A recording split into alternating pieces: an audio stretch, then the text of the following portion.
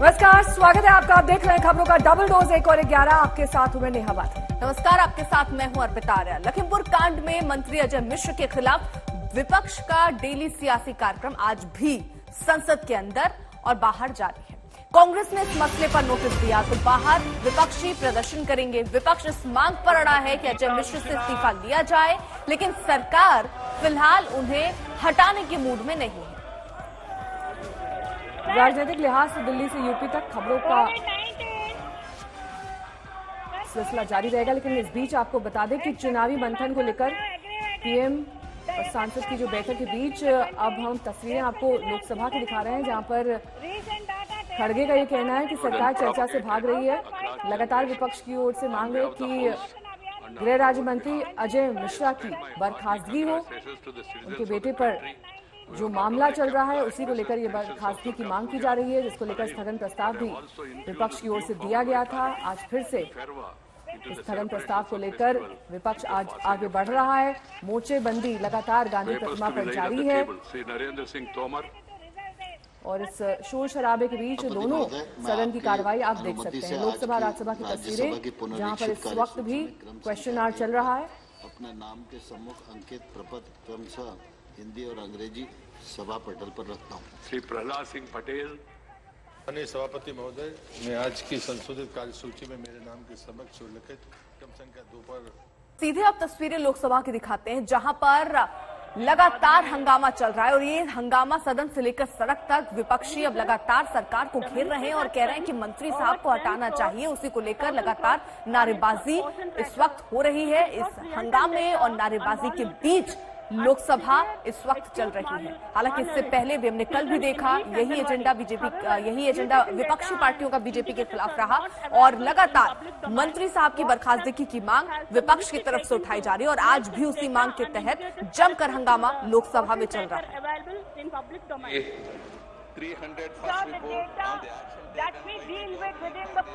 ये 2 तस्वीरें हम आपको दिखा रहे हैं जहां शोर शराबे के बीच लोकसभा में कार्यवाही चल रही है, वहीं दूसरी तरफ राज्यसभा में भी इस वक्त कार्यवाही चल रही है। कल की स्थिति को देखते हुए आज भी आसार इसी को थे। कार्ड्स लेकर यहाँ पर जो लोग पहुंचे हैं और वो किसानों के मुद्दे पर चाह रहे हैं कि सरकार को कार्रवाई करनी चाहिए। राहुल गांधी कल जब उन्होंने बोला तो उन्होंने कहा कि मंत्री अपराधी हैं, मंत्री को बचाया जा रहा है। सरकार से बार बार ये कहा जा रहा है, सरकार पर एक तरीके से दबाव बनाया जा रहा है कि मंत्री साहब का इस्तीफा होना चाहिए, लेकिन अभी ऐसे आसार फिलहाल बीजेपी की तरफ से नजर नहीं आ रहे हैं। लेकिन ये हंगामे की तस्वीरें जरूर लोकसभा और राज्यसभा से सामने आ रही हैं, जहां पर इसी हंगामे के बीच में कार्यवाही आगे बढ़ रही है। बहुत बहुत धन्यवाद। तो जब अगर सरकार चल रहा है, हंगामा कर रहे हैं, हमारे मौलिक अधिकारों का भी ना हनन हो रहा है। हिमांशु मिश्रा मेरे सहयोगी इस वक्त तमाम जानकारी के साथ जुड़ गए हैं। हिमांशु, देखिए अब रोज रोज लोकसभा और राज्यसभा स्थगित हो जाती है, एक ही मांग लगातार विपक्ष कर रहा है। सरकार अपना स्टैंड साफ कर चुका है कि बर्खास्तगी नहीं होगी। ऐसे में डेडलॉक की स्थिति कब खत्म होने वाली है? देखिए, लगता नहीं है कि ये डेडलॉक की स्थिति जो है वो खत्म होने वाली है, क्योंकि विपक्ष पहले किसानों के मुद्दे पे अड़ा हुआ था और जब से एसआईटी की रिपोर्ट आई है अजय मिश्रा टिनी के इस्तीफे को लेकर विपक्ष अड़ गया। कल राहुल गांधी भी इस मसले को उठा रहे थे संसद में और विपक्ष को लगता है कि एक चुनाव से पहले एक बड़ा मुद्दा जो है उनके हाथ में आ गया, क्योंकि ये मुद्दा किसानों से भी जुड़ा है और सरकार के एक मंत्री को डायरेक्ट हिट करता है, क्योंकि उनके बेटे का नाम उसमें है। और विपक्ष ये लगातार मांग कर रहा है कि निष्पक्ष जांच के लिए अजय मिश्रा टेनी को बर्खास्त किया जाए, लेकिन सरकार ने यह साफ कर दिया है कि अजय मिश्रा टेनी जो है वो बर्खास्त नहीं किए जाएंगे, क्योंकि मामला जो है वो कोर्ट में चल रहा है और न्यायिक जांच जब तक पूरी नहीं हो जाती तब तक अजय मिश्रा टेनी के ऊपर कोई कार्रवाई नहीं की जाएगी। तो एक तरीके से सरकार और विपक्ष जो है कहीं भी जो है पीछे हटने को तैयार नहीं, और विपक्ष को लगता है कि अब 3 से 4 दिन का समय बचा है संसद के अंदर और उसके अंदर जो है वो लगातार सरकार को घेर सकता है इस मुद्दे के ऊपर सड़क से संसद तक, और विपक्ष इसी कोशिश में लगातार जो है लगा हुआ है। कल राहुल गांधी भी इस मुद्दे को उठा रहे थे और अन्य विपक्षी दल भी, क्योंकि ये उत्तर प्रदेश के चुनाव से में एक बड़ा मुद्दा बन सकता है। विपक्ष ये चीज जानता है और इसीलिए बार बार जो है अजय मिश्रा टेहनी को लेकर विपक्ष हमलावर है, दोनों ही सदन की कार्रवाई को नहीं चलने दे रहा है। यानी हिमांशु, आप रहिए जरा, आपका एक बार फिर से रुक करेंगे, लेकिन ये तस्वीरें हम आपको दिखा रहे हैं लोकसभा और राज्यसभा की, जहां पर स्मृति ईरानी लोकसभा में इस वक्त बोल रही है, लेकिन इसी बीच अगर आप सुनेंगे तो वहां जमकर नारेबाजी भी हो रही है और ये कहा जा रहा है कि गृह राज्य मंत्री टेनी को बर्खास्त किया जाए। बेटी और बच्चों को समर्पित है।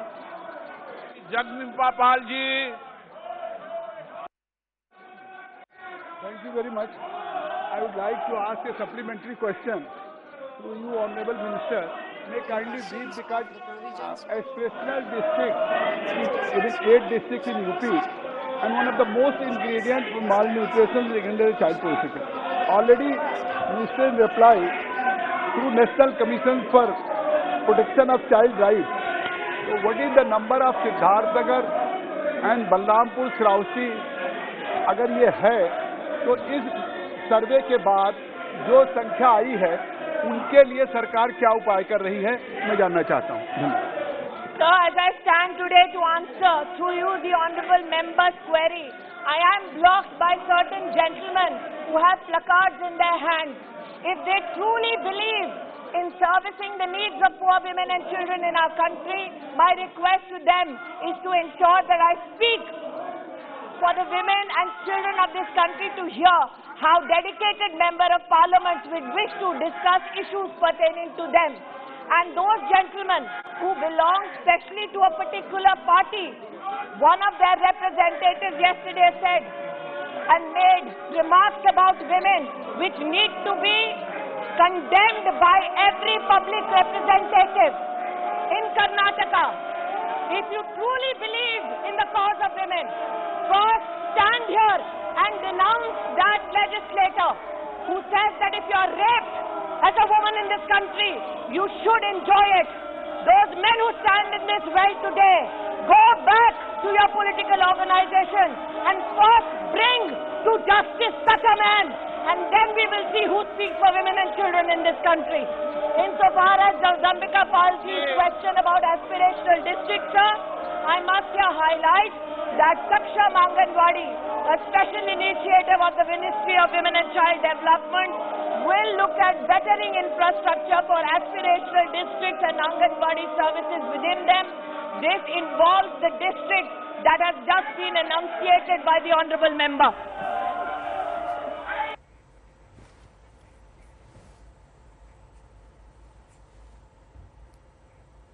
और इस बीच प्रधानमंत्री मेयर सम्मेलन को वर्चुअल माध्यम से संबोधित कर रहे हैं। मेरी काशी में मैं आपका स्वागत करता, आपका सम्मान करता, लेकिन समय की कुछ सीमाओं के कारण मैं खुद तो वहां नहीं रह करके आपका स्वागत कर पा रहा हूं, लेकिन मुझे पक्का विश्वास है काशी वासियों ने आपकी मेहमान नवाजी में कोई कमी नहीं रखी होगी, आपकी भरचक खातिरदारी की होगी, चिंता की होगी, और अगर कुछ कमी रह भी गई हो तो दोष काशीवासियों का नहीं होगा, वो दोष मेरा होगा, और इसलिए आप जरूर क्षमा करेंगे और काशी के आपके इस वास्तव्य को आप भरपेट एंजॉय भी करेंगे और मिल बैठ करके भावी भारत के लिए, भारत के शहरों के उज्जवल भविष्य के लिए अपने अनुभवों को साझा करेंगे, बहुत सी चीजें एक दूसरे से सीखेंगे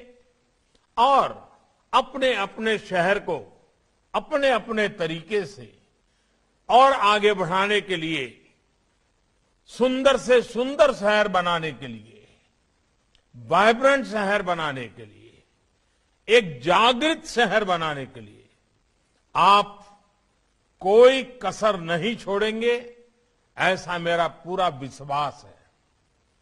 आप सभी मेयर साहिबान जरूर अपने कार्यकाल में अपने शहर को कुछ न कुछ देना चाहते ही होंगे। आप जरूर चाहते होंगे कि आप अपने शहर में कुछ ऐसा करके जाएं ताकि आने वाले समय में 5, 50, 20 साल के बाद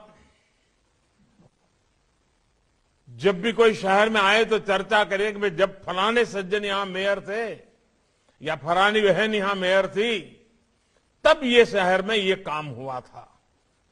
एक याद बन जाएगी, एक दिशा बन जाएगी, और हर किसी के मन में ये सपना भी रहना चाहिए, ये संकल्प भी रहना चाहिए, और इस संकल्प की पूर्ति के लिए जी जान से जुट जाना भी चाहिए। और जनता ने जब हम पर विश्वास रखा हो, नगर का पूरा दायित्व हमें दिया हो, तो हमें भी इसको भली भांति पूरा करने का प्रयास करना चाहिए। और मुझे पक्का विश्वास है कि आप सब उस दिशा में जरूर कुछ न कुछ करते होंगे, जरूर उसका अच्छा परिणाम मिले, इसके लिए आपका प्रयास रहते होंगे।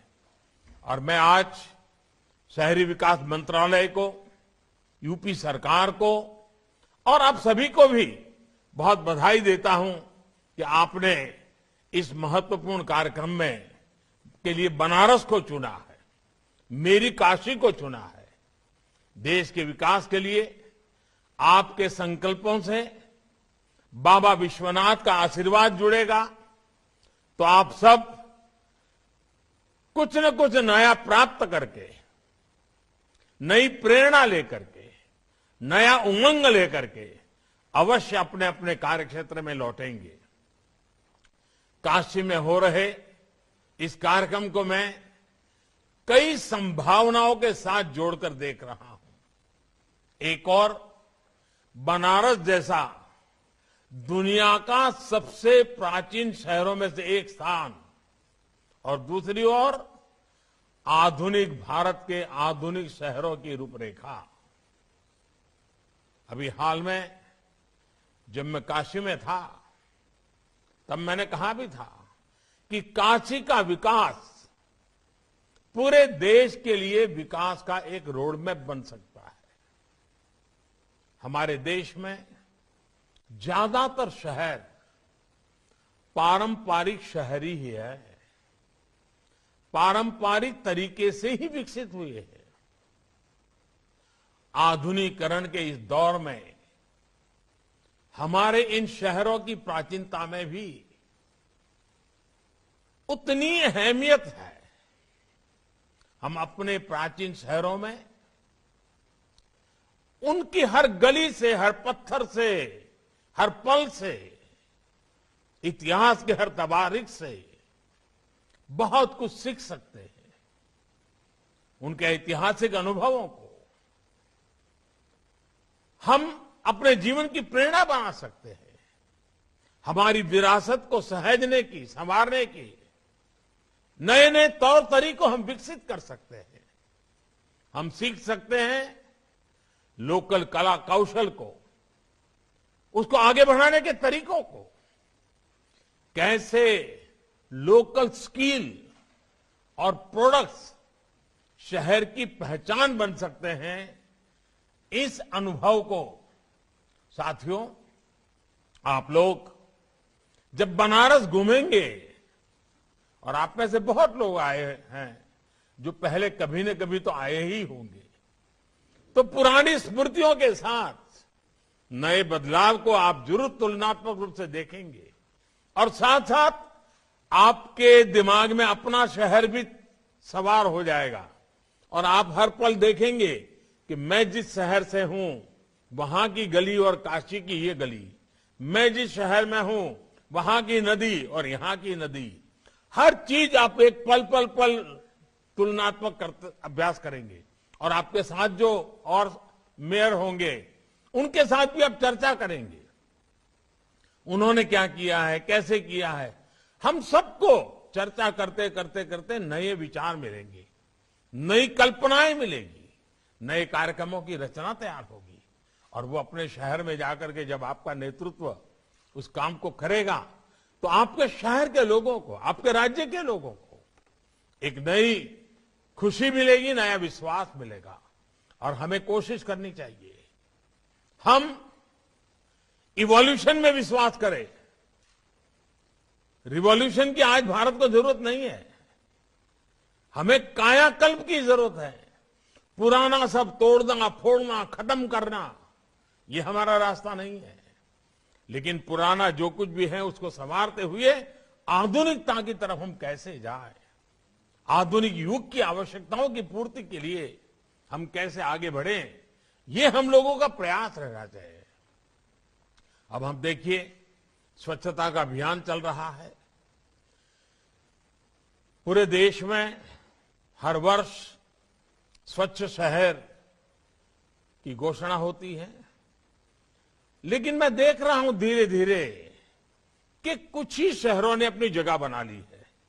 अच्छी बात है, लेकिन बाकी शहर निराश होकर के बैठ जाएं कि भाई ये तो उन्हीं को इनाम जाने वाला है, वही आगे बढ़ गए हैं, हम तो नहीं कर पाएंगे, ये मानसिकता नहीं होनी चाहिए। आप सभी मेयर संकल्प करें कि अगली बार स्वच्छता की स्पर्धा में आप किसी से पीछे नहीं होंगे, आपके शहर किसी से पीछे नहीं होगा। ये संकल्प कर सकते हैं, नहीं कर सकते? मैं तो कहूंगा हमारे हरदीप पुरी जी को, हम ये भी कोशिश कर सकते हैं कि जो श्रेष्ठ स्वच्छ शहर है उनको तो इनाम देंगे ही देंगे, उनको तो रिकॉग्नाइज करेंगे, सम्मानित करेंगे, लेकिन जो अच्छा होने का सबसे ज्यादा प्रयास कर रहे हैं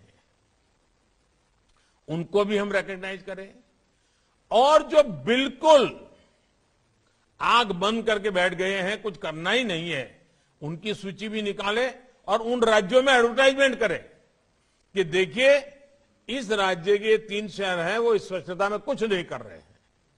तो जनता का दबाव इतना बढ़ेगा कि हर किसी को काम करने का मन कर जाएगा। और मेरी मेयरों से आग्रह है कि आप सिर्फ स्वच्छता को साल भर के कार्यक्रम के रूप में न लें। क्या आप हर महीना वार्ड के बीच स्वच्छता की स्पर्धा ऑर्गेनाइज कर सकते हैं क्या? जूरी बना करके इस महीने में कौन सा वार्ड सबसे ज्यादा स्वच्छता का इनाम ले रहा है, अगर शहर के वार्डों में कंपटीशन होगी, वार्ड के काउंसिलर्स के बीच में स्पर्धा होगी, तो उसका क्यूमुलेटिव इफेक्ट, टोटल जो इफेक्ट है वो पूरे शहर का रूप बदलने में काम आएगा। और इसलिए मैं तो चाहूंगा, दूसरा, जैसे स्वच्छता का एक महत्व है, सौंदर्यकरण भी, ब्यूटिफिकेशन, ये भी मैं तो चाहता हूं। दुनिया में ब्यूटी कंपटीशन होती है, जो होती है वो होती है, मुझे उसमें कुछ कहना नहीं है, लेकिन क्या हम हमारे नगर में वार्ड ब्यूटी कंपटीशन कर सकते हैं क्या? कौन सा वार्ड सबसे ज्यादा ब्यूटीफुल है? सफाई का पैरामीटर हो सकता है, सौंदर्य की दृष्टि से किए गए इनिशिएटिव का पैरामीटर हो सकता है। हर नगर अपना विकसित करे, जूरी बनाए, दीवारों को कैसे रंगा गया है, दुकानें हैं तो बोर्ड कैसे लगे हुए हैं, गलियों के साइन बोर्ड है तो कैसे लिखे गए हैं, एड्रेस कैसे लिखा जाता है, ऐसे अनेक बातें हैं। उन सारी बातों को अगर आप लगातार शहर में ये जोड़ते, अब जैसे अभी एक स्पर्धा ऑर्गेनाइज हुई है, आजादी का अमृत महोत्सव, और सीधे लिए चलते हैं, प्रधानमंत्री नरेंद्र मोदी इस वक्त संबोधित कर रहे हैं। पानी दो तो क्या स्थिति बनेगी? हमारे जो पीने के सिवाय के काम है उसमें सीवेज वाटर का ट्रीटमेंट करके उसमें से पानी बगीचों के लिए, बाकी कामों के लिए बहुत बड़ी मात्रा में उपयोग कर सकते हैं। तो जो वेस्ट है वो वेल्थ में कन्वर्ट होगा और वो पानी की जो गंदगी है वो भी दूर हो जाएगी, और शहर के आरोग्य में भी बहुत बड़ा बदलाव आएगा।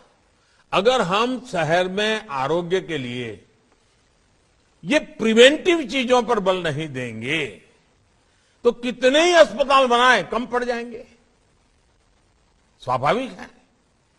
और इसलिए हमारा शहर स्वच्छ रहे, स्वस्थ भी रहे, ये भी हम लोगों का प्रयास होना चाहिए। और मुझे पक्का विश्वास है कि हम घर से निकले कूड़े कचरे से लेकर के, रसोई से निकले हुए कूड़े कचरे से लेकर के, गली मोहल्ले के कूड़े कचरे तक, या इमारतें पुरानी तोड़ करके नई बन रही हैं तो वो भी, इन सारी एक जगह तय करें और कूड़ा कचरा फेंक दे, ऐसा नहीं। हम कोशिश करें कि हम उसमें से कैसे आगे आ सकते हैं। अब जैसे सूरत में सीवेज वाटर ट्रीटमेंट का एक आधुनिक मॉडल डेवलप किया गया है, वहां भी सीवेज वाटर को ट्रीटमेंट के बाद इंडस्ट्री को बेचा जा रहा है और लोकल बॉडी को कमाई हो रही है। ऐसा कई शहरों में होता होगा, तो मुझे जानकारी थी इसलिए मैंने उसका उल्लेख किया। ऐसे कई शहर है जो आज कर रहे हैं और उसके कारण शहर के रेवेन्यू को भी फायदा हो सकता है।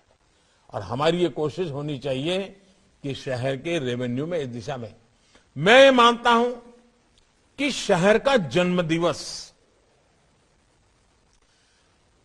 हमें पता होना चाहिए हमारे शहर का जन्मदिवस कब है। नहीं है तो पुरानी चीजों को खोजना चाहिए, निकालना चाहिए, रिकॉर्ड पर अवेलेबल होगा। शहर का जन्मदिवस बड़े तामझाम के साथ मनाना चाहिए। अपने शहर के प्रति गौरव पैदा हो, उसके साथ अनेक स्पर्धाएं हो, और मेरा शहर कैसा हो, हर नागरिक के दिल में एक भाव पैदा हो कि मेरा शहर मुझे कुछ ऐसा बनाना है, मैं इसके लिए ऐसा ऐसा करने वाला हूं, मैं ये प्रयास करूंगा। ये जब तक हम नहीं करते हैं तो फिर क्या होता है, टैक्स बढ़ाया कि कम किया, फलाना किया कि ढिकना किया, इसी में चर्चा हो रही है। अभी योगी जी अपने भाषण में एलईडी बल्ब की चर्चा कर रहे थे। क्या आप तय कर सकते हैं कि मेरे नगर में एक भी गली, एक भी खंभा ऐसा नहीं होगा जिस पर एलईडी बल्ब न लगा हो? आप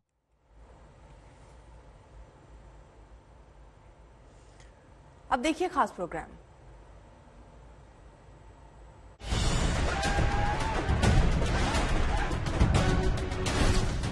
स्थापित करने की अनुमति प्रदान की जाए।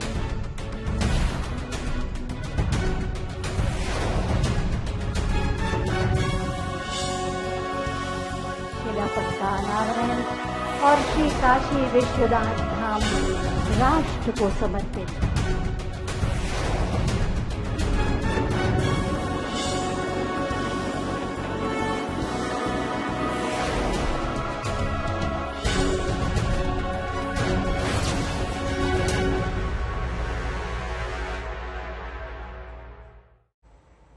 जब लड़ाई यूपी की हो तो सबसे बड़े महारथी को युद्ध की बागडोर संभालना ही पड़ती है।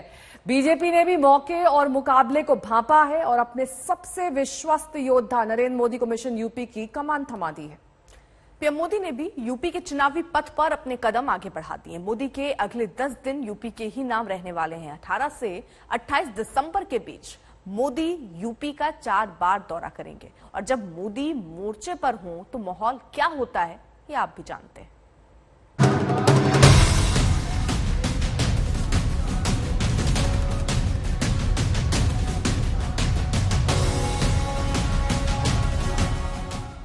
काशी तो अविनाशी है। काशी में एक ही सरकार है। जिनके हाथों में डमरू है उनकी सरकार है।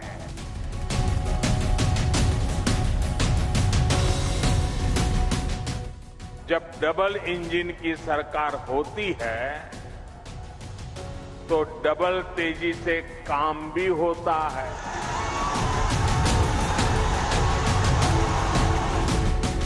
जब गरीब, शोषित, वंचित की चिंता करने वाली सरकार होती है तो वो परिश्रम भी करती है, परिणाम भी ला करके दिखाती है।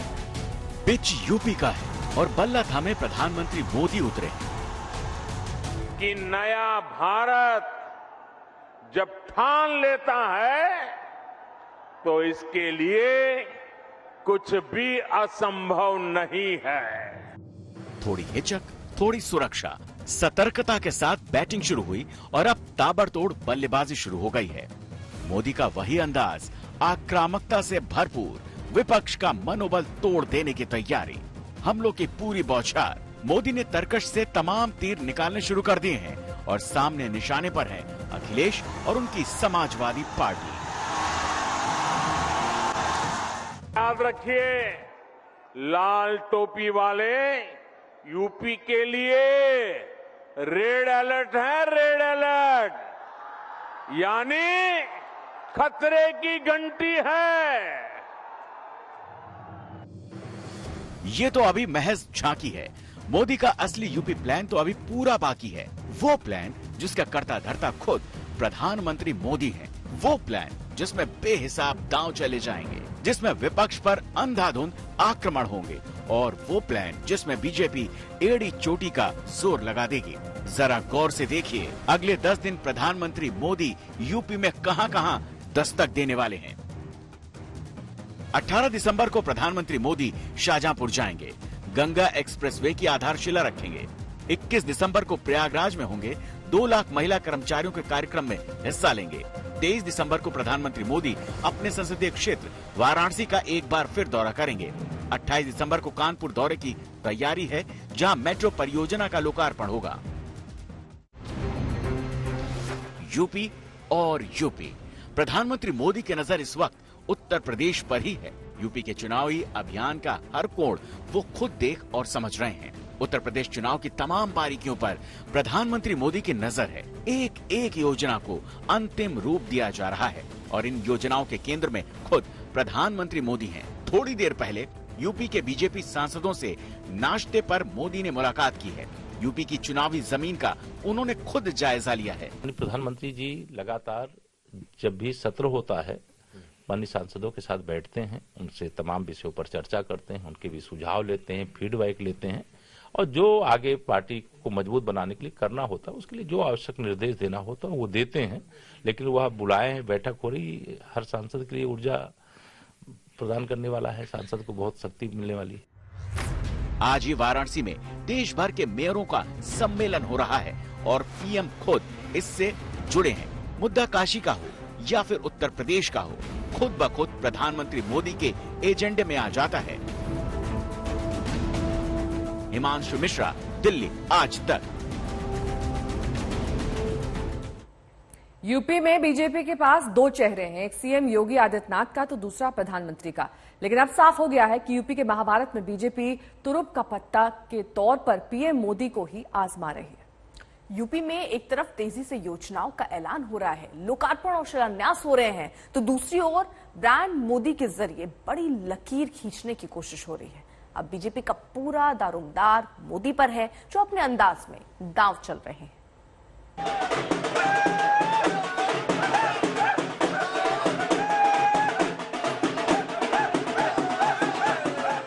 आज मैं आपको, पूरे देश को ये बताने आया हूं कि हमने 3 कृषि कानूनों को वापस लेने का, रिपील करने का निर्णय लिया है। ये पीएम मोदी के यूपी प्लान का वो पड़ाव था जहां से चुनावी यात्रा तेजी से आगे बढ़ी। इधर कृषि कानूनों की वापसी हुई, संसद में बिल पास हुआ, उधर किसान आंदोलन की घर वापसी हुई, और फिर यूपी के चुनावी युद्ध में मोदी का रथ आगे बढ़ा। अब आलम यह है कि एक तरफ बीजेपी से सिर्फ और सिर्फ मोदी है और दूसरी तरफ बाकी सभी विरोधी दलों की सामूहिक चुनौती है।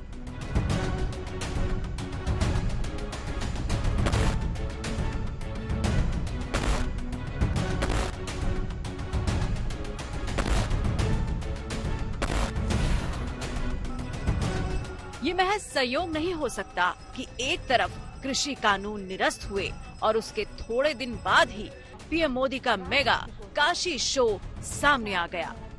बीजेपी की चुनावी राजनीति की पूरी क्रोनोलॉजी को यूं समझिए। सबसे पहले कृषि कानून वापस हुए, पीएम मोदी यूपी के चुनावी समर में पूरी ताकत से कूदे। ये तय हो गया कि एक बार फिर मोदी के नाम पर ही यूपी विजय की कोशिश होगी, और फिर मोदी काशी में एक नए अवतार में नजर आए। तो ये साफ हो गया कि चेहरा मोदी का होगा और मुद्दा हिंदुत्व का होगा। बीजेपी मोदी मंदिर के सहारे ही आगे बढ़ेगी। औरंगजेब के अत्याचार, उसके आतंक का इतिहास साक्षी है। जिसने सभ्यता को तलवार के बल पर बदलने की कोशिश की, जिसने संस्कृति को कट्टरता से कुचलने की कोशिश की, लेकिन इस देश की मिट्टी बाकी दुनिया से कुछ अलग है। यहां अगर औरंगजेब आता है तो शिवाजी भी उठ खड़े होते हैं। तो यूपी में बीजेपी मोदी नाम केवलम की रणनीति पर आगे बढ़ेगी और ब्रांड मोदी को चुनावी बाजार में उतारने और स्थापित करने पर पूरी ताकत झोंक दी गई है। मोदी तो दिल्ली टू यूपी का धुआंधार दौरे कर रहे हैं। मोदी 3 बार दिसंबर में यूपी जा चुके हैं। अगले 10 दिनों में 4 और दौरा तय है। मोदी नवंबर में 3 बार यूपी गए। मोदी अक्टूबर में भी 3 बार यूपी गए। विस्तार से बताने की जरूरत नहीं कि पीएम के बार बार यूपी जाने और हमलों की बौछार से उनके विरोध में कैसी बेचैनी है। कभी कभी अखिलेश यादव की असहजता तो साफ साफ नजर आ जाती है। उनके बयान बेलगाम हो जाते हैं और उन्हें बयान से पीछे भी हटना पड़ता है। बनारस में आज प्रधानमंत्री और 1 महीने का कार्यक्रम वहाँ रखे जा रहे हैं। बहुत अच्छी बात है। 1 महीना नहीं, 2 महीना, 3 महीना वहीं रहे, अच्छी बात है। वो जगह रहने वाली है, आखिरी समय पर वहीं रह जाता है बनारस। बनारस लोग क्यों जाते हैं? आखिरी वक्त सरकार का है, ये सरकार जाने वाली है। समाजवादी पार्टी का और मेरा यही मानना है कि आखिरी वक्त पे कुछ भी कर लेंगे, लेकिन उत्तर प्रदेश का किसान, नौजवान, व्यापारी, हर वर्ग के लोग इस सरकार को हटाना चाहते हैं। तो यूपी में जहां पीएम मोदी ने युद्ध की कमान संभाल ली है, तो तमाम अस्त्र शस्त्र भी चलने शुरू हो गए हैं। विरोधी पर हमले हो रहे हैं तो जनता पर सौगातों की बारिश हो रही है। गुरुवार को योगी सरकार ने अनुपूरक बजट पेश किया। उसके कुछ ऐलानों पर गौर कीजिए। प्रदेश में 24 घंटे बिजली आपूर्ति के लिए पावर कॉर्पोरेशन को 10 अरब की धनराशि, हर घर बिजली योजना के लिए अलग से 185 करोड़, खेल विभाग को अनुपूरक बजट में 10 करोड़, काशी विश्वनाथ दर्शन के लिए 10 करोड़, किसान और वृद्धावस्था पेंशन के लिए 670 करोड़। हम यही कहने के लिए आए हैं कि जो स्पीड सरकार ने बढ़ाई है वो उत्तर प्रदेश को नंबर 1 राज्य के रूप में देश के अंदर आगे बढ़ाने के लिए वह स्पीड फिर से स्पीड ब्रेकर न आने पाए, इस दृष्टि से हम लोगों ने इस कार्य को आगे बढ़ाया है। और एक्सप्रेस वे, मेडिकल कॉलेजेस का निर्माण, ये उसी श्रृंखला का हिस्सा है। अब अखिलेश यादव और बीजेपी के विरोधी दल खुद समझ लें कि यूपी का चुनाव कितना मुकाबले और मुश्किल भरा साबित होने जा रहा है। लखनऊ से कुमार अभिषेक के साथ आज तक ब्यूरो। अब बात कर्नाटक के कांग्रेस विधायक रमेश कुमार के विवादित बयान की। कर्नाटक विधानसभा में रमेश कुमार ने एक बेहद शर्मनाक टिप्पणी कर दी, जिससे देश भर में रोष है। क्या कहा रमेश कुमार ने, देखिए ये report. There is a saying, when rape is punishable, lie down and enjoy it. That's exactly the position into which you are. कितना शर्मनाक है ये। कर्नाटक के कांग्रेस विधायक के रमेश को लगता है कि रेप ना रोक सको तो उसके मजे लेना चाहिए। There is a saying, when rape is punishable, lie down and enjoy it. That's exactly the position into which you are. Congress विधायक ने यह शर्मनाक टिप्पणी लोकतंत्र के उस मंदिर यानी विधानसभा में की जिस पर हर नागरिक की गरिमा सुरक्षित रखने की जिम्मेदारी है। There is a saying, when rape is punishable, lie down and enjoy it. हैरानी की बात यह है कि विधानसभा में जब ऐसी शर्मनाक बात कही गई तो स्पीकर विशेश्वर हेगड़े उसे रोकने की जगह हंसते नजर आए। दरअसल कर्नाटक विधानसभा में कई विधायक बारिश और बाढ़ से हुए नुकसान पर चर्चा करना चाहते थे, लेकिन स्पीकर शाम 6 बजे तक चर्चा खत्म करना चाहते थे। विधायकों ने समय बढ़ाने की मांग की तो स्पीकर ने बोलना शुरू कर दिया। ಅದಕ್ಕೆ ಅನಿಸಿದೆ ಈಗ ನಾನು ರಮೇಶ್ ಕುಮಾರ್ ಅವರು ನನಗೇನು ಅನಿಸ್ಬಿಟ್ಟಿದೆ ಅಂದ್ರೆ ಈಗ let us enjoy the situation ಅಂತ ಇದನ್ನ ಕಂಟ್ರೋಲ್ ಮಾಡಿ ಇದನ್ನ ನಿಯಂತ್ರಣದಲ್ಲಿಟ್ಟು ಇದನ್ನ ಒಂದು ವ್ಯವಸ್ಥಿತವಾಗಿ ತೆಗೆದುಕೊಂಡು ಹೋಗೋ ಪ್ರಯತ್ನ ಬಿಟ್ಟು ಈಗ ಮಾತಾಡ್ರಪ್ಪ ಅಂತ ಹೇಳ್ಬಿಡೋದು ಈಗ ಆ ಸ್ಥಿತಿಗೆ ಬಂದು ಮುಟ್ಟಿದ್ರೆ ಉಳಿದ ಬಿಸ್ನೆಸ್ ಆಗ್ತಾ ಇಲ್ಲ ಅಂತ ಅನ್ನೋದಷ್ಟೇ ನಂದು। स्पीकर की इसी बात पर कांग्रेस विधायक ने रेप वाली शर्मनाक बात कह दी। There is a saying, when rape is punishable, lie down and enjoy it. That's exactly the position into which you are. Congress विधायक के इस शर्मनाक बयान पर सामाजिक कार्यकर्ता ब्रिंगा अडिगा ने तीखी प्रतिक्रिया जाहिर की है। How much more shameful can this kind of a talk be in the assembly where women voters have sent these fellows giving our votes and we pay our taxes to them? Don't they know that rape is the most heinous, brutal violence and crime on women and their bodies? Why should this man continue to represent women? I want the president of the Congress political party to not only suspend this fellow but ensure that he never gets another ticket to stand for elections anywhere. ये पहली बार नहीं है जब रमेश कुमार ने ऐसी शर्मनाक टिप्पणी की है। फरवरी 2019 में जब वो स्पीकर थे तो उनके ऐसे ही एक बयान से भारी बखेड़ा खड़ा हुआ था। तब उन्होंने कहा था, मेरी स्थिति रेप पीड़िता जैसी है। रेप एक बार हुआ, अगर आपने इसे वहीं छोड़ दिया होता तो ये गुजर जाता, लेकिन जब आप रेप की शिकायत करते हैं तो आरोपी को जेल में डाला जाता है तो उसका वकील आपसे सवाल करता है, ये कैसे हुआ, कब हुआ, कितनी बार हुआ। रेप एक बार होता है लेकिन कोर्ट में आपसे 100 दफा रेप होता है। मेरी स्थिति ऐसी ही है। There is a saying, when rape is punishable, lie down and enjoy it. साफ है रमेश कुमार की ऐसी शर्मनाक टिप्पणी का इतिहास है। कांग्रेस यूपी में महिलाओं को केंद्र में रखकर चुनाव अभियान चला रही है। लड़की हूं, लड़ सकती हूं का नारा दिया जा रहा है। लेकिन क्या वही कांग्रेस अपने इस विधायक पर कोई एक्शन लेगी? बेलगावी से नोलन पिंटो के साथ आज तक ब्यूरो।